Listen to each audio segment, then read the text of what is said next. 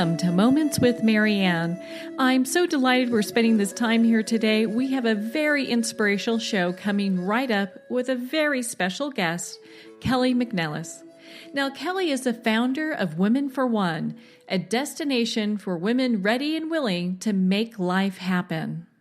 With over 20 years of experience as a nonprofit and small business consultant, Kelly empowers women around the world to build the relationships, community, and confidence they need to achieve their wildest dreams. She travels the world as a speaker, teacher, and facilitator of workshops, helping others tap into their own personal power with truth. Kelly's dedication to truth-telling helps women and men share their powerful stories from the world. Kelly's here today to share with us her new book, Your Messy Brilliance: 7 Tools for the Perfectly Imperfect Woman. So let's welcome to the show, Kelly. Thank you. I'm really excited to be here, Marianne. Oh, do you know what a joy it is to have you here. We've known each other for a little while, and as soon as I heard you had this book come out, my goodness, I can't wait to get you on the show. Oh, thank you. I'm really excited about it, and it's already been very well received. So I'm just really honored that it can help so many women and support women to become perfectly imperfect and to become themselves, more of themselves. Well, I think we need more of that in the world, for sure. Absolutely. And I know for our listeners that might be new to you, or maybe they don't know you quite as well as I do, you're the founder of Women for One. And why don't you tell us a little bit about your story and what's inspired you on this path? My whole site, Women for One, that I started 6.5 years ago, is an online global community of women sharing all of their stories and experiences. And I wanted to start it because I was at a point in my life where I felt like I wanted to do something different, and I wanted to write and reach out and connect a group of like-minded women, because I had always been in nonprofit in the past. And so I started highlighting great things women were doing at the beginning and just slowly followed my intuition and really where the needs of women were in the United States and around the world. And when I asked women to start sharing their stories in my little blog, it really just exploded into this beautiful community of women from all ages, all walks of life, all socioeconomic status and cultures and religions, sharing experiences so that they could release their stories and really understand them and also feel more connected and less alone, because everybody, bottom line, has things they've gone through that are really challenging. And what I wanted to do is have women share their stories and talk about what they learned from it so that they can move forward and make their life happen. So it's just been a great journey to have these women sharing. We call them truth tellers at Women for One, and that's kind of my background before I decided to write the book.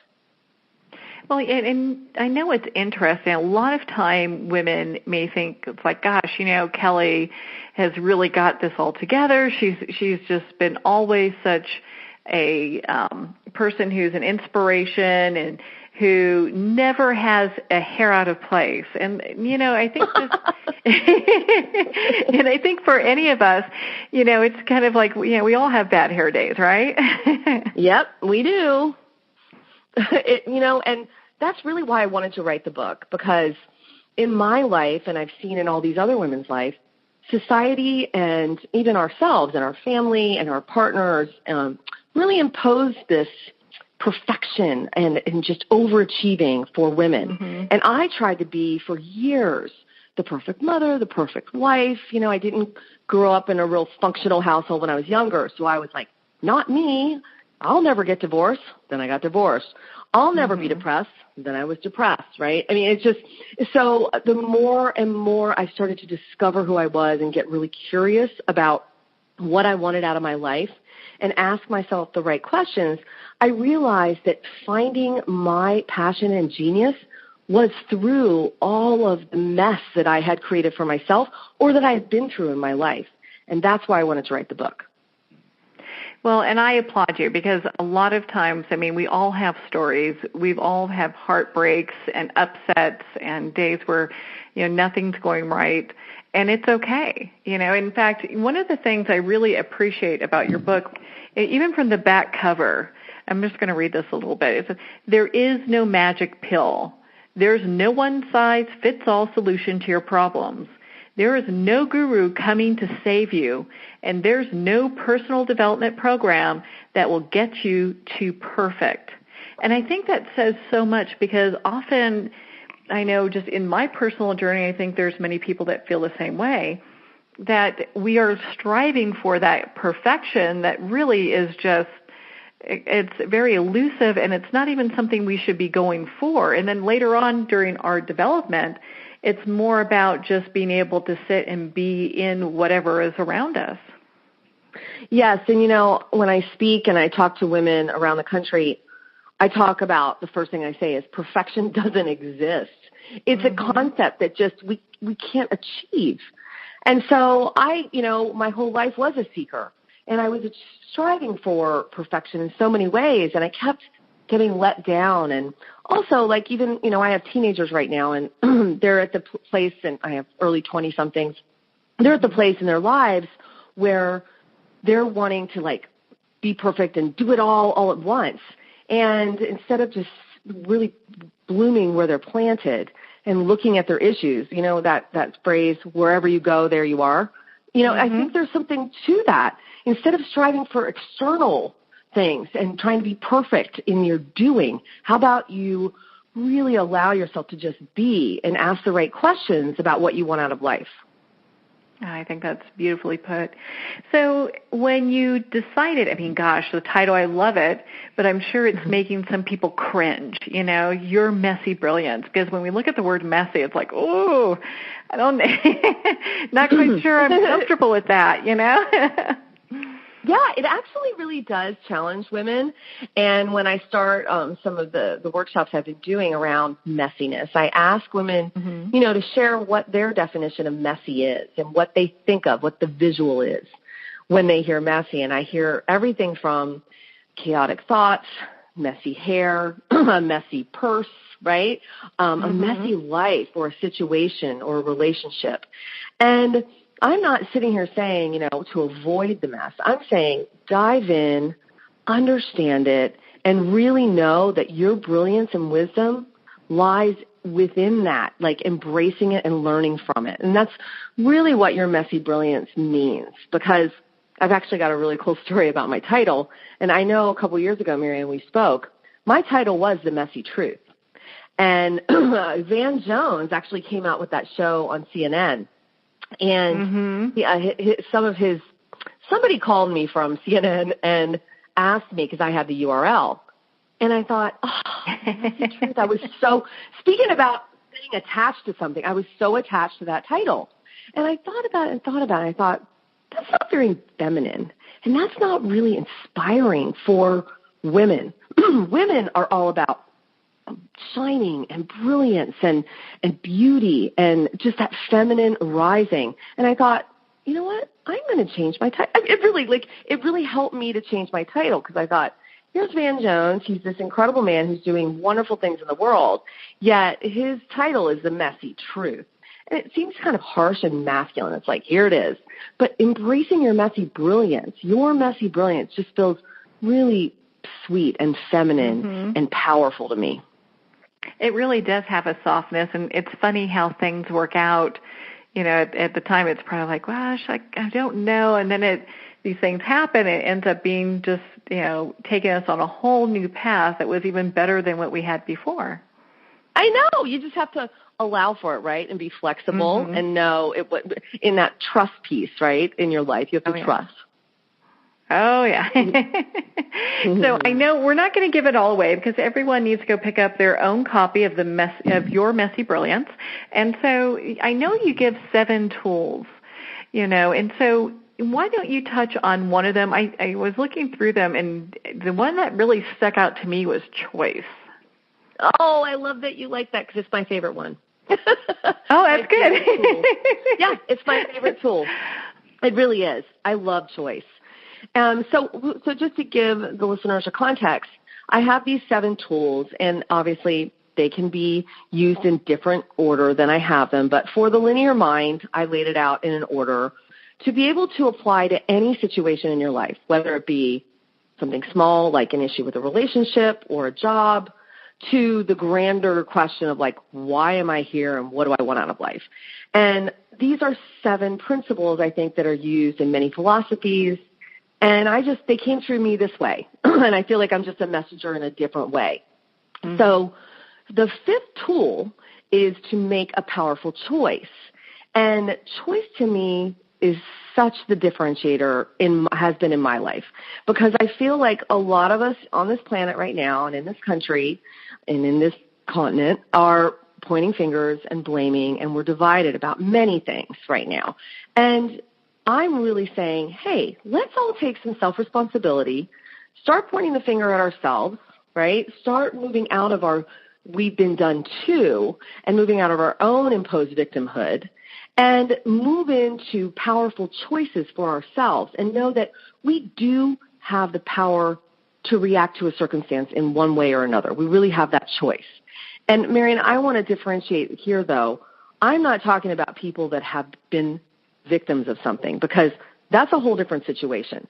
I'm talking about self-imposed victimhood, because there are many helpless victims in the world, and I really do want to differentiate that when I speak about choice, because even those victims that have had atrocities happen in their lives, and I speak about one of them in Chapter 5 at the beginning, this truth teller, Nikki Payne. She went through one of the most horrific experiences of her life with her husband and her 2 children. He killed himself and her 2 children because he had a mental illness. And she still made the choice to rise from those ashes and move forward, and now she helps other women that have experienced something similar. So that's what I'm talking about when I'm talking about life circumstances and moving out of your victimhood. And then we also look at the right now there's a lot going on with the Me Too kind of campaign that's kind of gone viral, and for women that have gone through horrific situations. You know, I'm sure that when you get to choice, you also talked about how it's in how we choose to respond and to react to everything that happens around us. Absolutely. And, you know, I was on TV today about the Me Too campaign. And mm-hmm. I have a deep belief. At first when it came out, I was like, because it was instigated 13 years ago by this woman. And then Alyssa Milano brought it back out. And everything that's been going on in Hollywood and in sports and in the politics, I really feel like we as women the truth is out, and we have past the point of no return of passively protesting anymore. And that's what I noticed. Like in the past, we've passively protested, and some of us have been courageous enough to really actively protest. But I think now women are really seeing that when they unite together in a community and are courageous, they can shift the culture, and they can wake even men up that are asleep and not even intentionally asleep about some of this. Like some of the guys, I mean, even my husband are like, women really go through this? And I was like, yes, hon, I've been through it. You know, I'm a sexual abuse survivor. I'm an incest survivor. So many, many women experience, and men, there are men that experience it, and it's all about a power play, you know, and fear. It's not about sexuality. It's about power play and fear. So I'm really excited about the Me Too. I know there have been people that think it's divisive, and I don't. I believe that we all need to unite together and share our stories one voice at a time, just like we do at Women for One. Mm-hmm. It really is about a bigger message. Now, and that's kind of one of the things that I appreciate about your book so much, because, you know, you're teaching women how to trust themselves rather than some self-help guru. Yes. And I actually lived in an ashram. I actually lived with the same guru that Liz Gilbert went and visited in Eat, Pray, Love. So it was kind of interesting to see that movie. And, you know, it was inspiring because it was the same guru. So I did it. Like I searched everywhere. I did every self-help program, and I just kept trying to find myself in other programs and people and leaders. And, you know, then my husband that I've been with now for 10 years, I remember asking him one day, you know, who's your hero? who's your mentor? And he's like, I don't really have a mentor, Kelly. I take qualities from others and decide what my own values and my personal integrity is. And that's how I learn from people and situations in life. And I thought, what a great idea, to use incredible experiences and also learn from people that are teachers, but not really idolizing or putting anybody up on a pedestal that they're all right or they're all wrong. So that's kind of my philosophy. Mm-hmm. Yeah, and I think I agree with you 100%. And gosh, how profound of your husband to say that, because so often it's so easy. It goes like, oh, that's so-and-so, and ooh, they know more than I do spiritually or, from a self-help sense. And they might be struggling with things too. I think we're all struggling, right? Everybody on this planet is struggling on some level, and we're all trying to learn. So if we can all look at each other from that lens and that perspective, that we're all human beings, we're here, there's no one that's better or worse or more evolved or not evolved. I look at that consciousness space like an ocean, like we all have our dark places, right? It's not, I don't see it as this, there's people that are more evolved than others, and I've always felt that way. I think that's a great place to be. Now, mm-hmm. I mean, and with your story too, just you personally and then what you are creating for Women for One, I think a lot of women can relate to being in a place where we feel like there's more that's meant for our lives, and then they feel stuck. And it's like, how do they get unstuck? How to get unstuck? Well, I think the first thing I always say to women when they feel stuck is, and I have to remind myself of this because I go really fast, is to slow down and really feel their feelings and take an inventory of their life.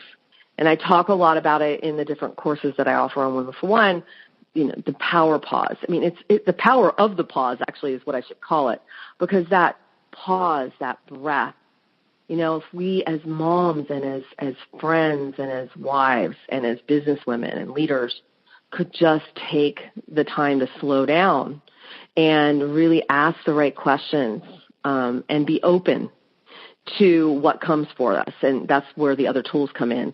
I think we can start slowly taking baby steps to being unstuck. Yeah. At least getting to a place where you're feeling some fulfillment with life. And a lot of times that comes from being in a place of gratitude and then also working through forgiveness. Yes, definitely. I think self-forgiveness is the biggest one. Oh, yeah. Because I think we beat ourselves up, right? We beat ourselves mm-hmm. up. There's so much shame. And what I've noticed in the workshops I've done, Marianne, is like these women, they walk in and I'm playing music and I'm like, do something that will make you feel a little looser. The only rule in here is there are no rules. Take your hair down. Take your bra off. Take your shoes off. Just be yourself and go up to someone and just introduce yourself. Say where you're from. You don't have to say what do you do or, no labels. It's just like, let's just all connect as women.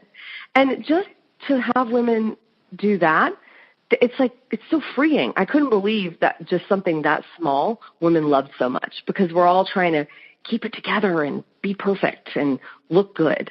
So I really want to my goal is to have all women try not to look so good and just be themselves. Bad hair days are okay. Yes.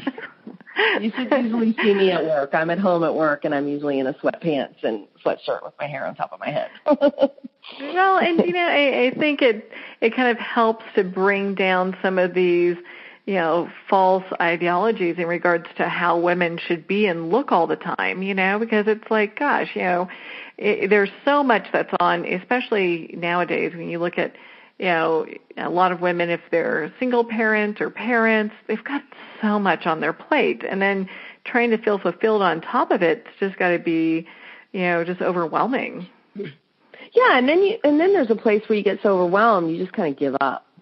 Mm-hmm. And I remember feeling that way when I was a single mom. I just was like, okay, I give. I'm on the bathroom floor, sobbing, depressed, all the way across the country from my kids in this little, I was a sales rep, in this little tiny dingy bathroom, and my kids called me crying saying they missed me. And I'll never forget that moment, because they were ages 3, 5, and 9. Mm-hmm. And I was like, what am I doing? Because I had made the choice to leave my husband. And I had so much judgment on myself. And I remember laying there and just, it was like one of my rock bottoms in life, just sobbing on the floor. And then I heard this voice. I literally heard my intuition go, this isn't the life you're meant to live. And I like kind of grabbed onto it like a radio signal. I was like, what?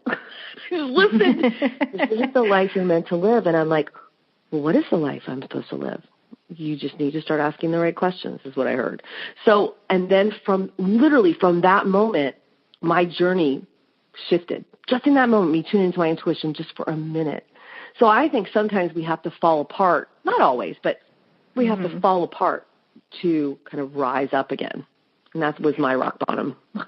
And what a brilliant question to ask, which goes well with your book as well. Because often, those questions are never even considered. No, they're not. And that's why I love, my first tool in the book is curiosity, because you got to get curious. I've always been curious my whole life.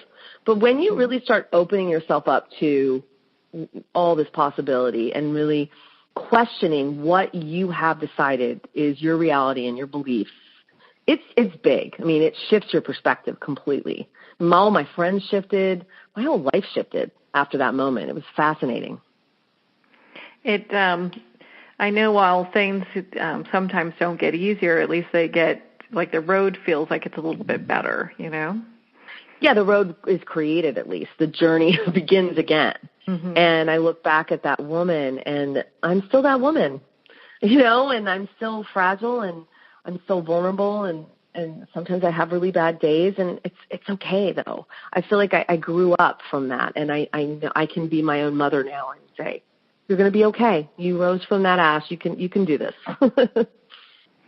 Well, and what a testament, your life and what you've created, Women for One, and of course your book, Your Messy Brilliance, is, because it's helping other women kind of find their place for themselves, not having someone tell them, hey, this is what you should look like, or how things should be, or how your spirituality should be, or where you should be. You have to decide that for yourself. Yes, definitely. You really do. You have to really decide. It's a very big differentiator that you get to make your choices in life, because we were always told, like, think about it, in public school or when we're raised by our parents, there's all these rules. But what about if we decided on our own terms what the rules were? And, and I hear voices of women right now, even though I'm saying that, because I have women in my community going, well, wait a minute, Kelly, like, what if you don't have money? What if your husband left you? What if you lost a spouse or a child, right? I mean, these are things that everybody experiences in the world, death and betrayal. I mean, it's kind of dark, but we all experience those things. And I've just found that, I've experienced a lot of death in my life. And I found that through those tough experiences, we really can discover so many incredible things about ourselves, even if it's awful. And it is awful. And we need to own that and not avoid the pain, but really dive in and understand the pain a little bit more instead of avoiding it or kind of throwing love and light at it. I really believe that the best way through it is to go straight through it, not around it, this pain. Yeah. Yeah, no, I would agree with you. I mean, I know some people who, I'm trying to find the best way to put this, but they're really great people, very sweet, and it's, their first tendency, because what they know, is to throw love and light at things instead of kind of looking at it and walking through it, and it's tough, you have to have a little bit of a kind of a backbone and say, gosh, this is what I'm going to do, and it's not judgmental at all. It's just, walking through it gives you so much freedom when you come out the other side. Yes. And, think about it. What if somebody said to you, how are you today? What is our first inclination as women? I'm good. I'm great. How are you? How about if we paused and was like, I'm not doing very well today. I'm just having one of those days. And that doesn't put anything on them. They don't have to solve it for you, but you're just being more real and checking in with yourself about how you are. That's all I want women to be able to do more. And I created this book and this community, we do what we need, right, for myself, so I could learn how to do it. So with the tools that you have in this book, can women apply this to like any situation, like big, small, doesn't matter what the issue is? I think they can, and that's why I love these tools, these 7 tools, because what it does, the 7 different tools, what they do is they bridge the feminine and the masculine together, and that's the way I see it. The first 3 tools are very feminine. They're process, their emotion, their awareness, their understanding, right? And you're feeling a lot, like the feminine is. And then I believe that the new way of the feminine is the integration, not trying to be a man, but integrating those masculine qualities into that feminine aspect of ourselves, such as choice, right? Limitless possibility and action. Because if we don't have those masculine qualities paired, where we have women and men, that's why we come together like we do, right? We're very different. If we don't have them paired, we're really going to be stuck in our feminine, not really spinning our wheels, I believe. So pairing them together, integrating them, I do believe is a new way of the feminine.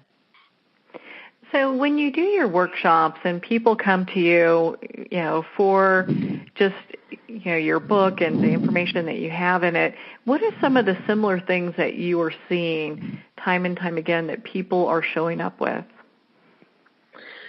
Well, I think we touched on it earlier. The first and foremost is the shame. Yeah. And it's just amazing. The women beat themselves up so much. They're never good enough. It's never enough. They're always busy. They're always overwhelmed. Their body doesn't look like they want to.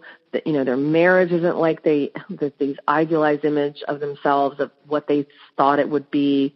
Their job isn't what. So it's all about just beating themselves up. And I believe that really is the core issue for a lot of us. And it's been my core issue for many years. And that's why I'm trying to encourage women to really move out of that, and by looking at their flaws, right? By going, it's not that big bad of a monster. Look in the mirror. Look at yourself. You think these are monsters. You don't want to look at all of these shames and all these things you're embarrassed about. But what if you just put them out in front of you and just took a look at them? And I think that's the big one for me, Marianne, the shame. But then there are some general, everything stems from shame, but more obvious issues are divorce, betrayal, and then really feeling lackluster. That's another one. It's like, I don't even know who I am anymore. They're just women that feel lost and just like, I'm just doing for everyone else. And, I don't even know what I want anymore. It's just, I'm kind of existing. And that's that numbing out avoidance of that juice of life, that passion that I'd love to infuse back into women. And I feel like these tools can really help with that. Yeah. Well, and you talk a lot about stories. So what kind of power is, generated from sharing our stories?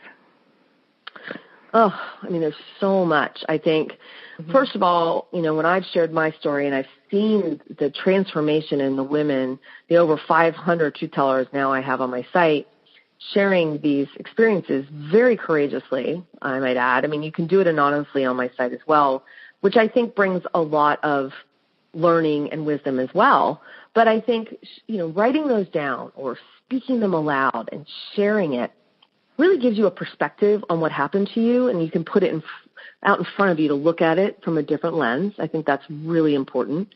You can get so many different lessons from one life-changing experience that you had. Even, years later, you just come back around, you cycle back around, and you're like, oh, and I learned that from that, and I learned that.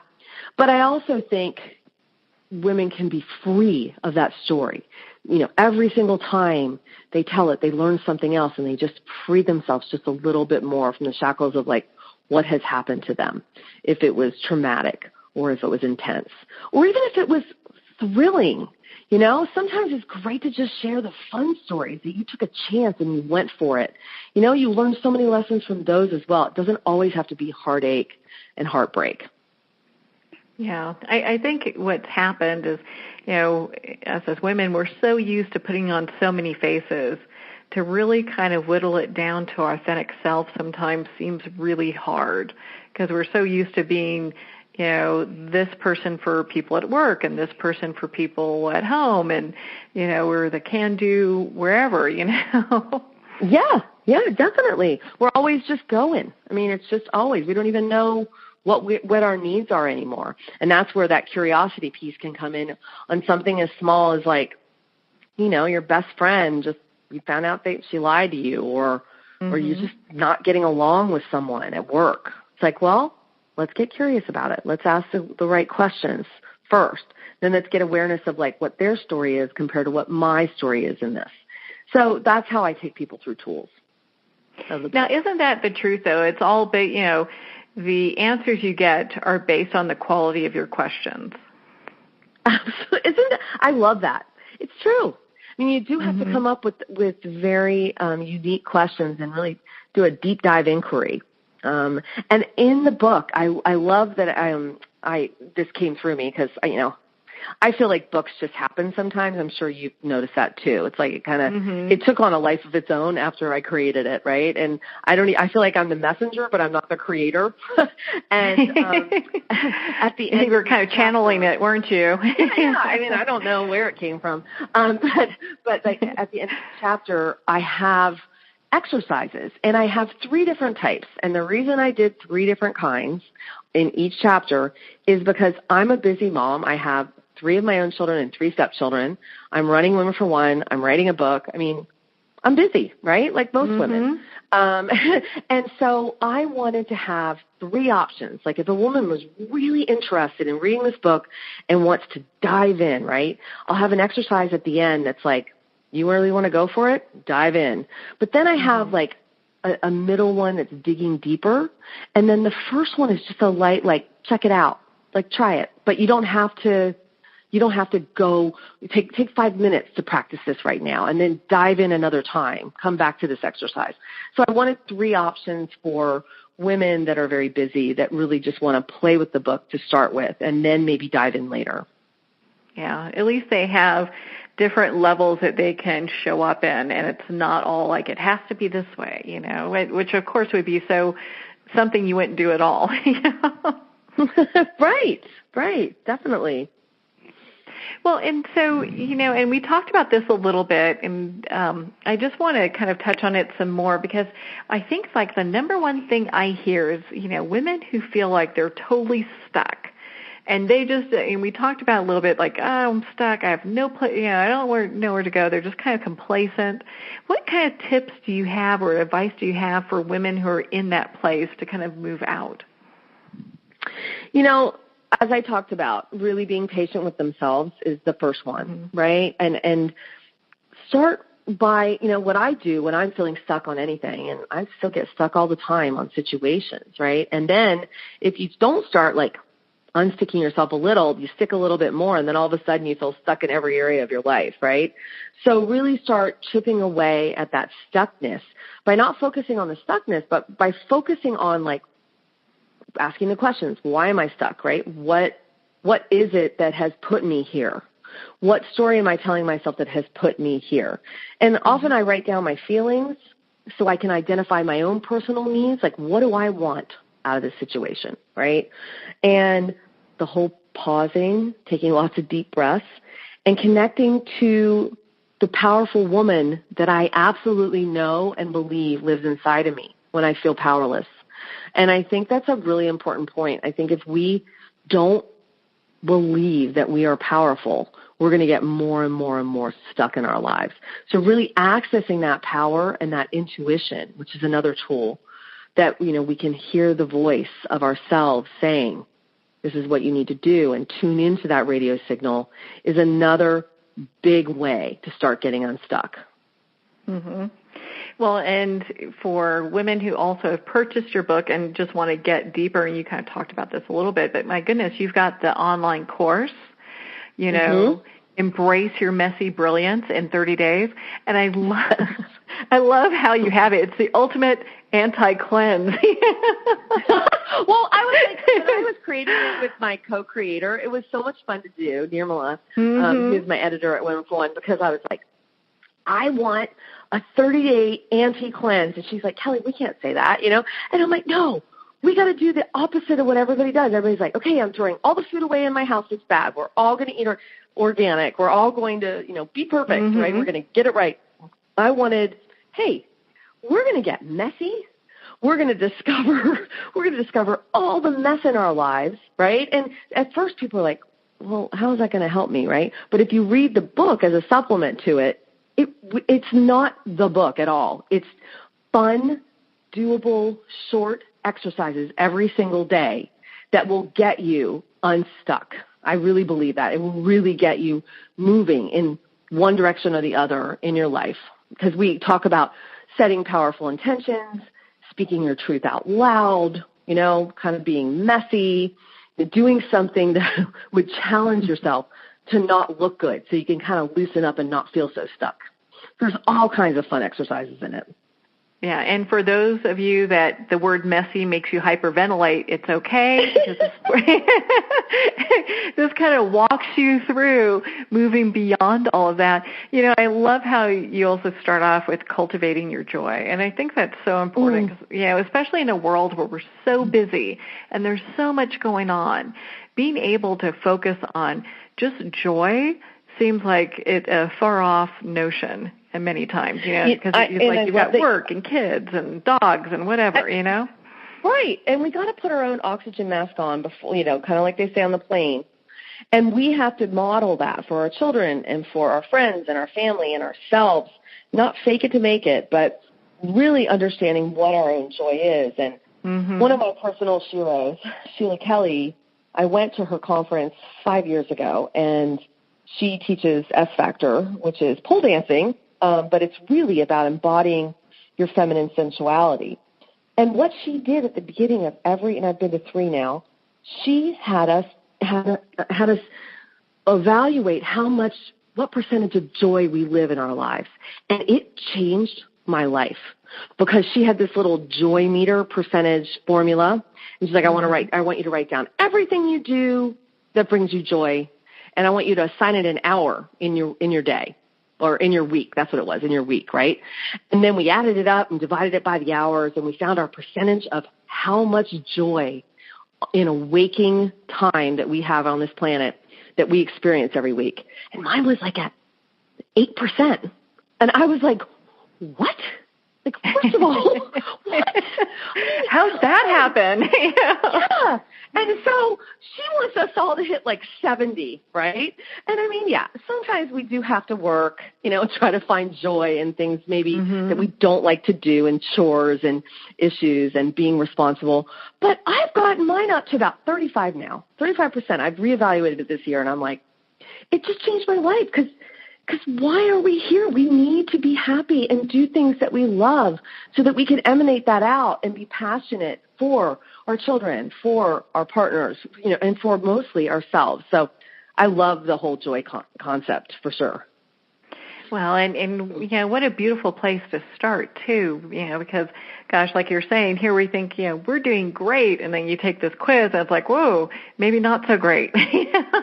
Yeah. So it's like you have to reevaluate everything, Yeah, it freaked me out at first, and then I thought, well, life's a process, baby steps. We'll just keep moving towards joy. Well, and for, women that are going through divorces or upsets or loss or whatever, it could be job situations. Maybe it's a mean boss or something. Whatever the situation is, sometimes getting to joy can be a huge leap. So being able to take baby steps to do that means such a big thing. Yeah, and the other thing that came up for me around being able to be unstuck is finding that tribe of people that can support you in your life. That's what we have at Women for One on a larger scale, but I just have always needed my sisters and my brothers, right? I've needed the people that I can call at 3 a.m. when I'm on the bathroom floor. I literally not just put all my needs on my one partner, or put my needs on my family, but really, and being there for others in the same way, being that tribe member, being that friend that people can count on, so that you can count on people as well, and so that you can learn about other people and have that deep connection. I think it's really important to be able to cultivate joy and to get yourself unstuck in life.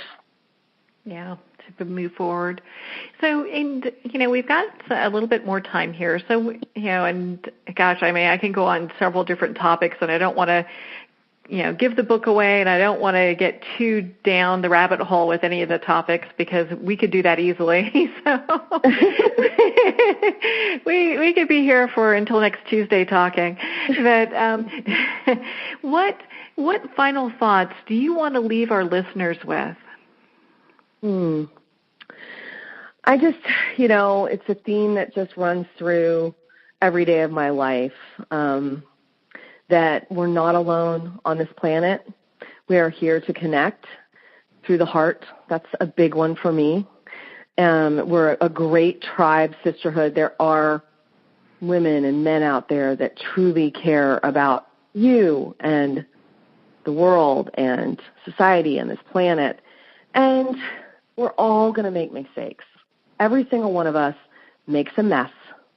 And it's okay to make a mess. Forgive yourself and learn from it and move into your passion and joy in life. That's really what the book is about. Yeah. Well, it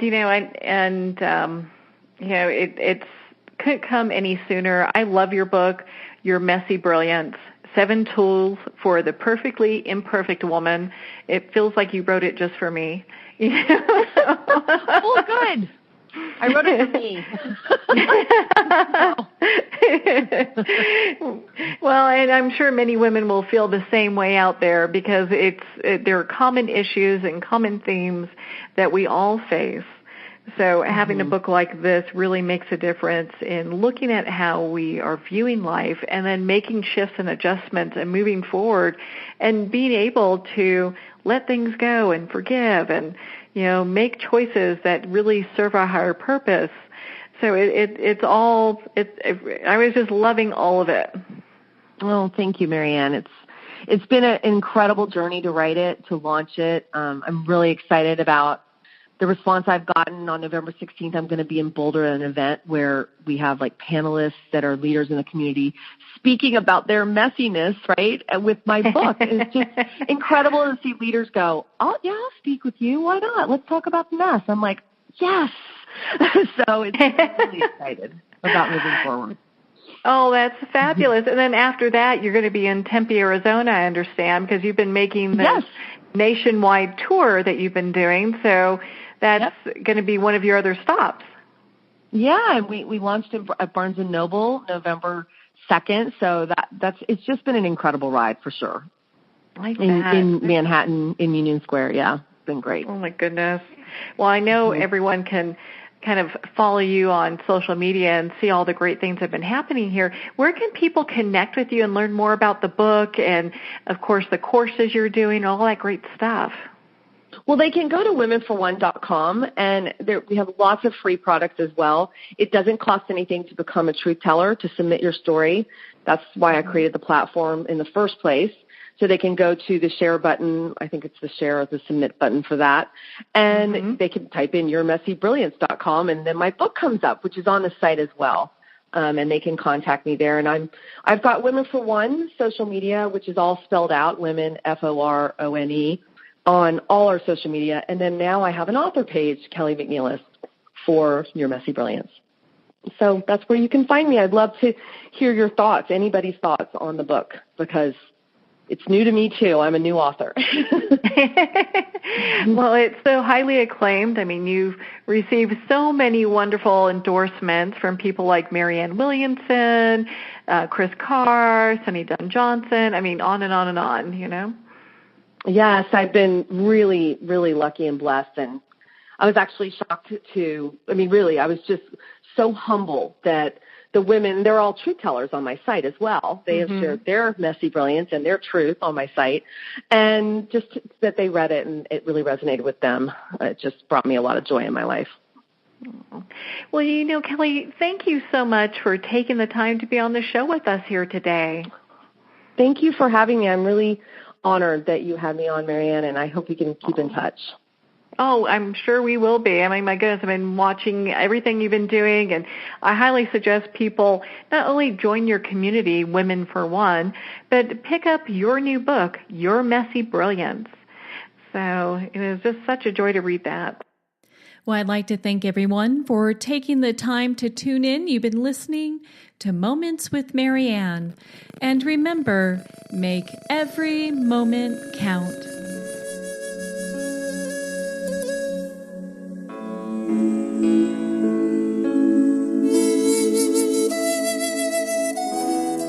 In a single moment, your life can change. Moments with Marianne is a transformative hour that covers an endless array of topics with the best of the best. Her guests are leaders in their fields, ranging from inspirational authors, top industry leaders, and business and spiritual entrepreneurs. Each guest is gifted and a true visionary, a recognized leader in her own work, and while teaching others to develop, refocus, and grow, Marianne will bring the best guest and sometimes a special surprise. Don't miss this. You never know just which moment will change your life forever. Moments with Marianne airs every Thursday, Friday, and Sunday at 8 p.m. Eastern, 6 p.m. Mountain Time. Make sure to tune in and visit momentswithmarianne.com for more information.